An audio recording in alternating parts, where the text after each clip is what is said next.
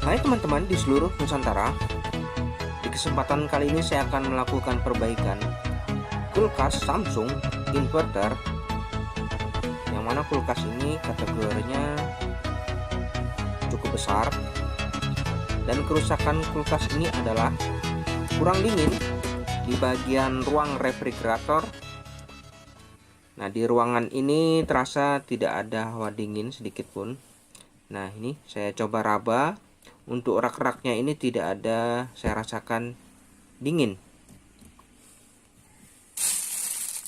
Jadi bahan-bahan makanan yang ada di sini menjadi rusak. Dan di sini nampak untuk modelnya adalah RT50H6351SA. Dan di sini kita bisa melihat berapa watt dan berapa ampere daya yang dibutuhkan untuk kulkas ini.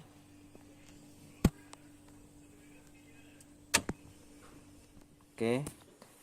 Untuk di ruangan ini memang betul-betul tidak ada terasa dingin di ruang refrigerator. Kemudian kita akan coba cek di ruang freezernya.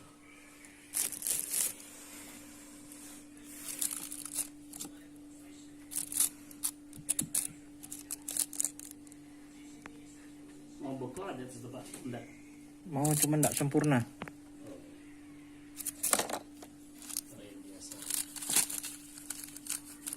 Nah, tidak sempurna.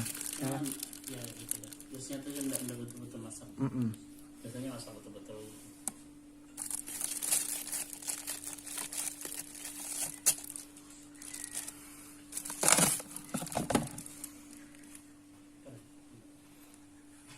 Jadi untuk itu saya coba lihat di bagian belakang di sini nampak terbentuk bunga es yang berlebihan. Jadi penyebabnya adalah ini, terjadi pengeblokan pada bagian ruang evaporatornya. Untuk itu kita akan coba cek di bagian belakang.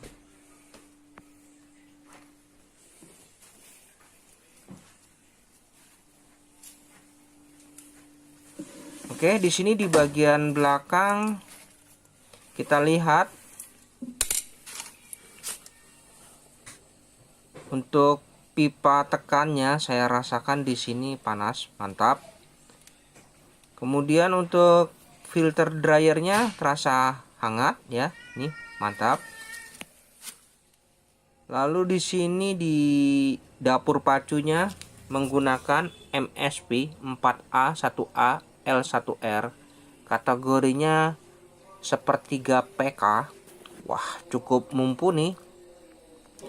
Tampungan airnya nampak kosong karena terjadi pengeblokan.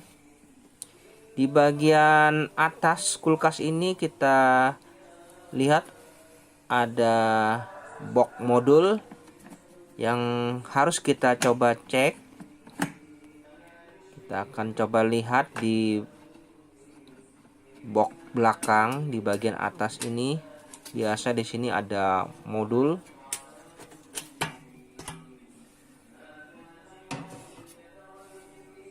Oke, di sini untuk modul inverternya lampu indikatornya stabil ya, normal, tidak ada protek atau kedip sama sekali. Kemudian di sini modul pengendali kontrolnya ini nampak normal. Di sini agak beda dengan tipe lain karena tidak dilengkapi dengan lampu indikator, serta bentuk soketnya juga berbeda. Oke, untuk modul inverternya normal. Di sini bentuk soketnya tidak seperti biasanya yang saya temui. Oke, seperti ini bentuknya ya, modul inverter dan modul pengendalinya.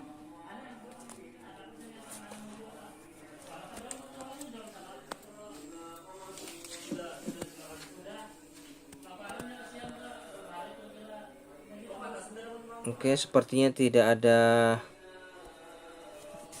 terlihat hal yang mencurigakan. Untuk kerusakan seperti ini kemungkinan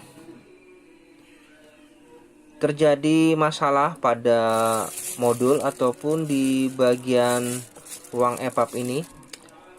Untuk itu kita akan coba bongkar saja ya, kita kosongkan untuk ruang freezer ini. Namun sebelumnya saya akan coba matikan dulu sumber arusnya. Oke, saya matikan. Kemudian kita akan coba keluarkan seluruh isinya ini, yang mana kita akan coba lihat di bagian ruang EVAP ini. Nah, ini setelah saya coba keluarkan keseluruhannya, di sini kita harus lepas aksesoris yang ada untuk melihat lebih dalam. Di sini ada skrup yang harus kita buka. Untuk pengaturan suhu di bagian freezer ini nampak keras ya, tidak bisa digeser. Jadi betul-betul terjadi pengeblokan di ruang freezer ini. Oke, di sini ada 2 skrup yang harus kita lepas terlebih dahulu.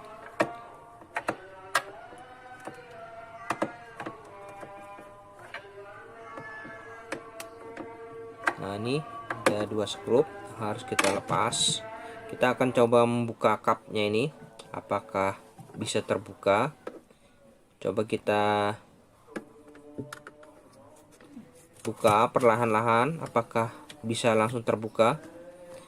Apabila terasa sulit seperti ini karena terjadi penggumpalan es yang berlebih, maka kita harus mencairkan terlebih dahulu ya. Kita coba cairkan dengan air hangat atau air panas. Nah, ini saya sudah siapkan air hangat.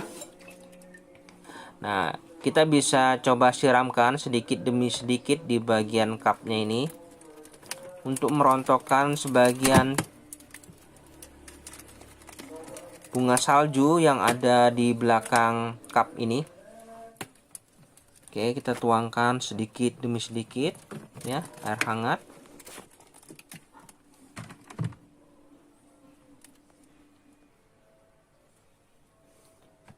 Dan setelah dirasa cukup, kita bisa mulai kembali melakukan usaha untuk membuka kap ini. Oke, sudah terbuka ya. Oke, kita akan coba lihat apa yang terjadi di bagian belakang ini. Nah, di sini nampak jelas bahwa proses pembentukan bunga es pada ruang EVAP ini terlalu berlebihan ya.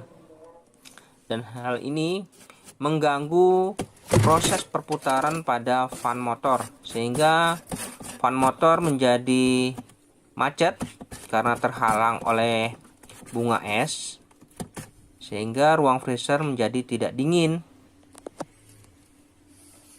Nah, ini untuk itu kita harus pastikan apakah fan motor ini bekerja normal atau tidak. Jadi kita harus pastikan terlebih dahulu apakah kerusakan ini di fan motornya atau bukan ya. Kita harus pastikan fan motornya bekerja. Dan untuk proses switch pintu pada kulkas ini, di sini berdasarkan antara kerapatan pintu atas dan pintu bawah. Apabila posisinya sejajar, maka fan akan berputar, lalu penerangan pada ruang freezer maupun ruang refrigerator akan padam. Nah, jadi cara kerja switchnya seperti ini. Sistem sensor yang mana apabila pintu sejajar, maka fan bekerja dan penerangan padam. Dan apabila kita tidak sejajarkan, maka penerangan akan menyala. Nah, seperti ini cara kerjanya ya, teman-teman. Jadi switch pintunya berdasarkan sensor. Oke, setelah itu kita pastikan fan motor bekerja ya, mantap.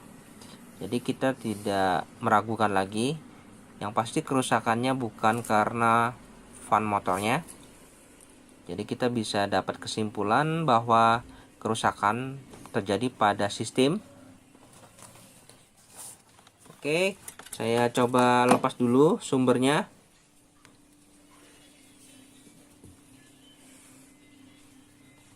Dan untuk kerusakan seperti ini, kita akan coba modifikasi saja yang seperti biasa saya coba lakukan agar tidak begitu lama dalam proses perbaikan ini dan hasilnya pun cukup memuaskan. Baik, di ruang freezer ini nampak bongkahan es ini harus kita coba cairkan terlebih dahulu supaya kita bisa melihat di mana letak termistornya. Nah, ini saya coba cairkan dulu bongkahan es.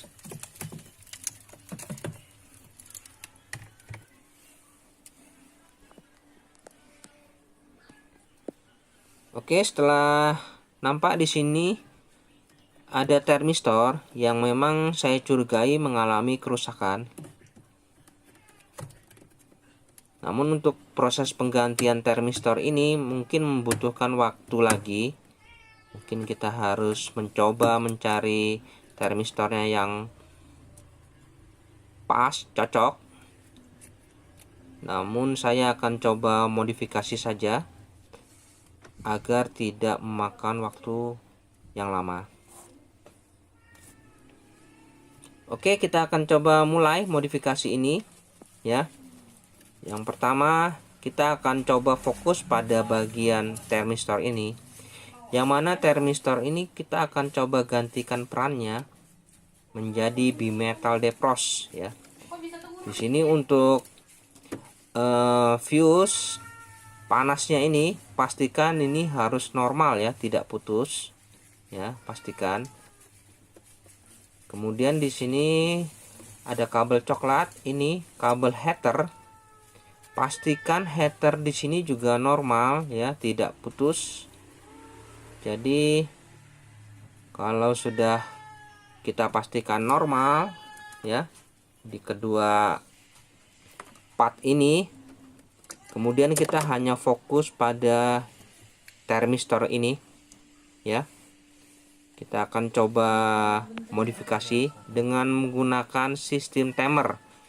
Nah, di sini saya sudah siapkan timer yang sudah saya lengkapi pengkabelannya.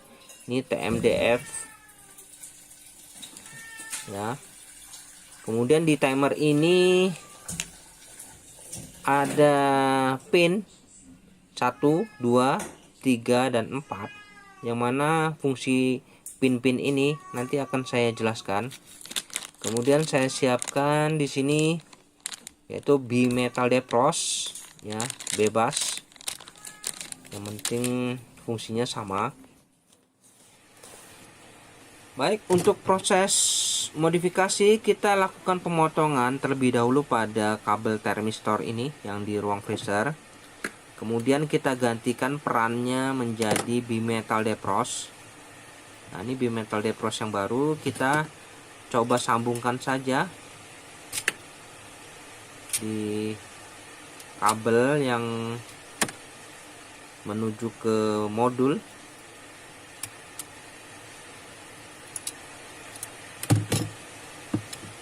Nah, ini kita sambungkan saja ya. Jadi termistor yang tadi yang awalnya di kabel kuning ini kita potong, lalu kita gantikan menjadi bimetal defrost ya.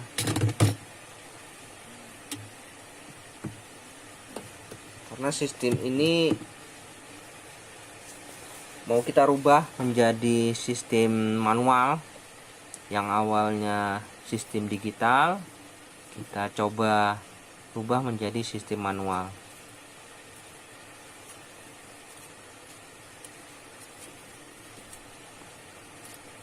Oke, saya coba isolasi terlebih dahulu proses penyambungannya ini.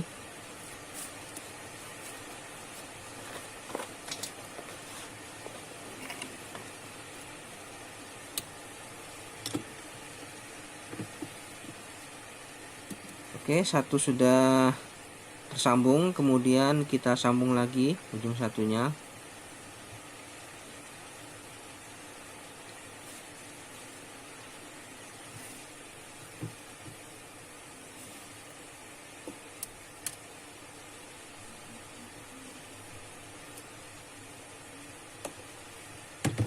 Oke, setelah tersambung kita isolasi kembali.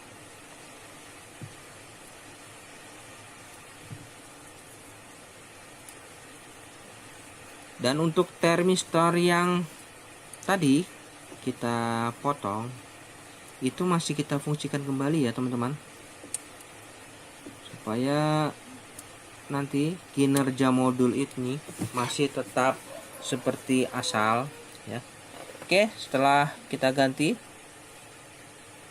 bimetal defrost, ini kita bisa letakkan bimetal defrostnya ini di sini di akumulator. Kita coba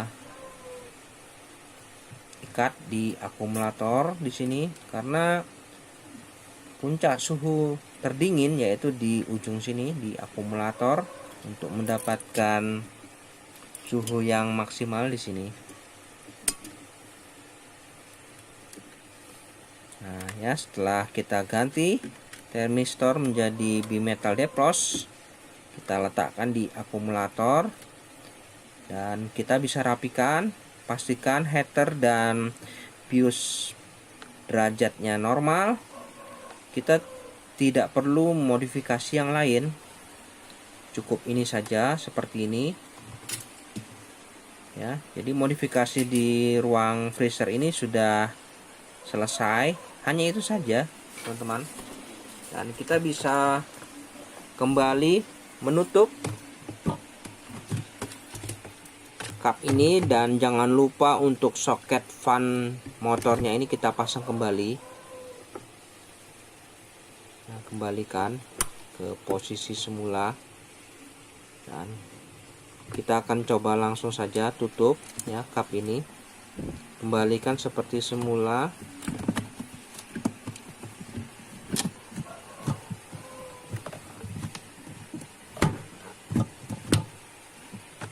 Oke. Dan di sini untuk pengaturan suhunya, ini kita bisa atur minimal dan normal. Kita taruh saja di normal.